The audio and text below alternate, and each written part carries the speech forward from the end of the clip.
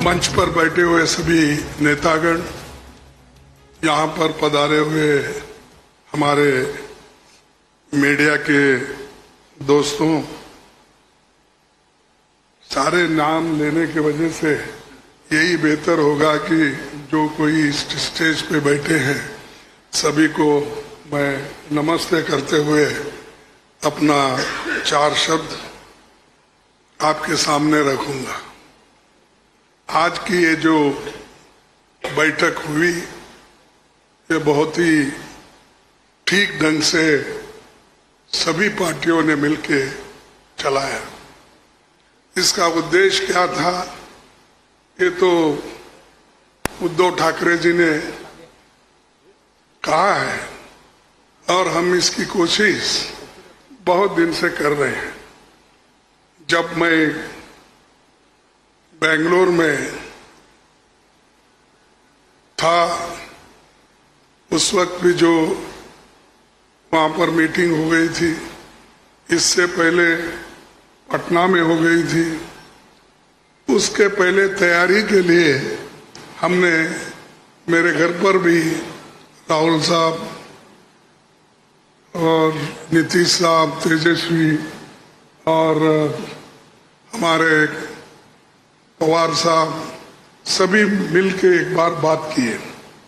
उसका एक ढांचा बना। उसके बाद जो नीतीश साहब के पटना में पहला मीटिंग हुआ, उस मीटिंग में एक एजेंडा तय करने की बात हो गई और उसके बाद में बेंगलुरु का हुआ। अब यहाँ पर मुंबई में आज सभी लोग मिलके अपनी बात को रखे और खास करके सभी को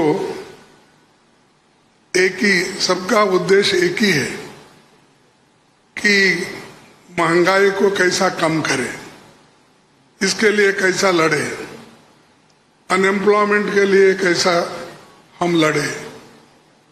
और इतने प्राइसेस जो बढ़ रहे पेट्रोल और डीजल के, और खास करके मोदी जी हमेशा 100 रुपए बढ़ाते हैं,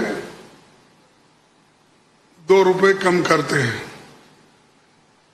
अब पेट्रोल की, एलपीजी की जो दाम थी वो मोर और लेस डबल हो गई, लेकिन उन्होंने उसमें से सिर्फ 200 रुपए कम किया, यानी 700 बाकी रहा। यानी पहला जो 55 रुपए में एक सिलेंडर मिलता था उसको उन्होंने अभी भी 70 रुपए में ही 70-75 में रखा, यानी कोई कम नहीं हुआ। पहले जो था उससे ज्यादा बढ़ाए थे, उसको थोड़ा कम करके, लेकिन इससे लाखों रुपए उन्होंने कमाया। ये तो गरीबों से चोरी कर दिए और गरीबों के जो काटे और लोगों को दिखाने के लिए 100-200 रुपए कम करना और कहना कि मैं गरीबों के लिए काम कर रहा हूं। मोदी साहब गरीबों के लिए कभी भी काम नहीं करेंगे, ये यकीन मैं दिलाता हूं, क्योंकि उनकी हमेशा यही रणनीति रही है कि गरीबों के खिलाफ काम करते हैं। बड़े बड़े उद्योगपति के साथ वो मिलजुल के चलते हैं। और यहाँ पर तो कल ही एक रिपोर्ट आपके सामने राहुल गांधी जी ने रखा था, अडानी की संपत्ति बढ़ गई कैसी, बढ़ाए कौन, और कैसा आज कम से कम 75,000 करोड़ रुपए गरीबों के जो पैसे थे उनके जेब में कैसा गया, ये सारी चीजें उन्होंने बताया। तो ये जो है, इसके खिलाफ लड़ने के लिए जो बड़े बड़े सरमाएदार है और उनको जो पैसा जा रहा है हमारा गरीब का, तो उसको रोकने के लिए इंडिया जीतना जरूरी है। और इंडिया जीतने के लिए ही इस मंच पे सभी लोग बैठे हैं। तो इसीलिए हम एक जो तय किए हैं, जो रेजोल्यूशन भी हम आप देखे हैं, और उसी ढंग से उस रेजोल्यूशन भी काम करेंगे। हर जगह मीटिंग करेंगे, हर स्टेट कैपिटल में हम जाएंगे और जो ये मुद्दे हैं, इन्फ्लेशन का हो, अनएम्प्लॉयमेंट का हो, हर चीज की जो बढ़त हो रही उसका हो, और ऑटोनोमस बॉडीज को सत्यानाश कर रहे हैं, और चाहे ईडी, सीबीआई, विजिलेंस, हर एक ऑटोनोमस बॉडी का मिसयूज कर रहे हैं।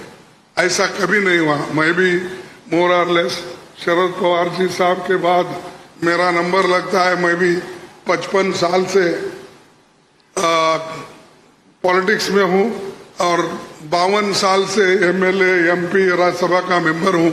मैं ऐसा नहीं देखा, कोई ऐसा चीफ मिनिस्टर किया नहीं ऐसा। लेकिन आज मोदी सडनली और एक बात की कि बिजनेस एडवाइजरी कमेटी को नहीं पूछे, अपोजिशन लीडर को भी नहीं बुलाए, किसी को बुलाए बगैर वो पार्लियामेंट का डेट देकर स्पेशल सेशन बुला रहे हैं। अरे स्पेशल सेशन, मणिपुर जल रहा था तो आपने नहीं बुलाया, कोविड के वक्त नहीं बुलाया, जब आप चाइना अपनी जमीन हड़प कर ले रही है, कब्जा कर लिए, उसके लिए नहीं बुलाया। लोग तंग और तबाह इसमें ये हमारा नोटबंदी के वक्त परेशान थे, माइग्रेंट वर्कर परेशान, उस वक्त नहीं बुलाया। जब जब मुल्क अपने मुश्किल में रहता उस वक्त उन्होंने कभी नहीं बुलाया।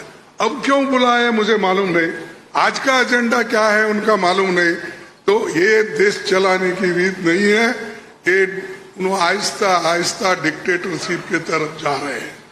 और ये ध्यान में रखना चाहिए कि कभी वो मीडिया उनके साथ है, वो एक उनके दिमाग में है, प्रेस मीडिया हो, टीवी हो, ये सारी चीजें मेरे पास है, ये उनका कहना है। और हमको कभी कभी ऐसा दिखता भी है, माफ करो क्योंकि मैं ऐसा बोल रहा हूं समझ के, आप गुस्से में आके हमारे खिलाफ मत लिखो।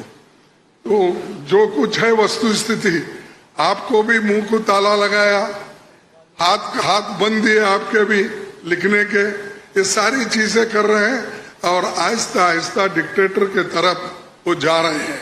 तो हम इसके खिलाफ लड़ने के लिए, उनके विचारधारा के खिलाफ लड़ने के लिए, उनके जो कुछ भी ये करप्शन, बड़े करप्शन, उनके जो इंस्टीट्यूशनल करप्शन होते हैं, ऐसा छोटा मोटा करप्शन वो नहीं करते, लोगों को नहीं दिखना वो पूरा। लेकिन सीएजी रिपोर्ट में दिखाया है कितने करोड़ घपले हो गए हैं।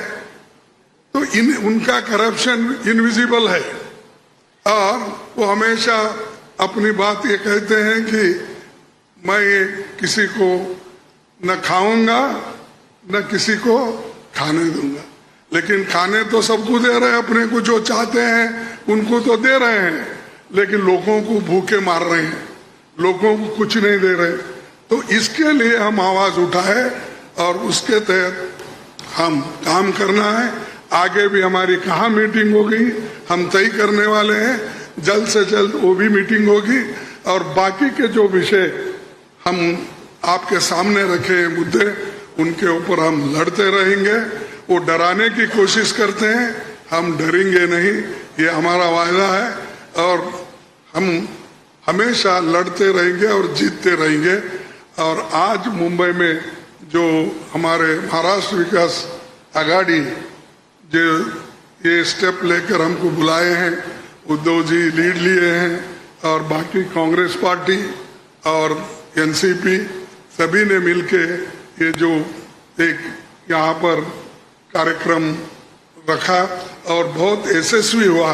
इसलिए मैं उन महाराष्ट्र विकास आघाड़ी के सभी नेताओं को धन्यवाद देता हूँ और आप सभी को भी मैं धन्यवाद देता हूँ, क्योंकि आगे की और भी मीटिंग्स है, वो डेट टाइम सभी बताएंगे और कहाँ कहाँ मीटिंग हमारी होगी 2 से 5-6 जगह पब्लिक मीटिंग होगी, वो भी हम आपको बताएंगे और काम करते रहेंगे और मजबूती के साथ काम करते रहेंगे।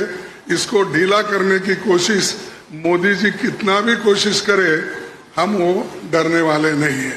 इसीलिए मैं इतना ही कहूँगा कि उन्होंने तो हमेशा मोदी जी झूठ बोलते ही रहते हैं, लेकिन लोग उनको सच समझते हैं। लेकिन अभी भी मराठी में एक कहावत है, खोटा बोला पण रेटून बोला, तो ऐसा उनका है। इसीलिए सब झूठ बोलते जाते हैं, लोगों में भ्रम डालते हैं, तो वो सबको हमको एक्सपोज करना है, हम करते रहेंगे। धन्यवाद।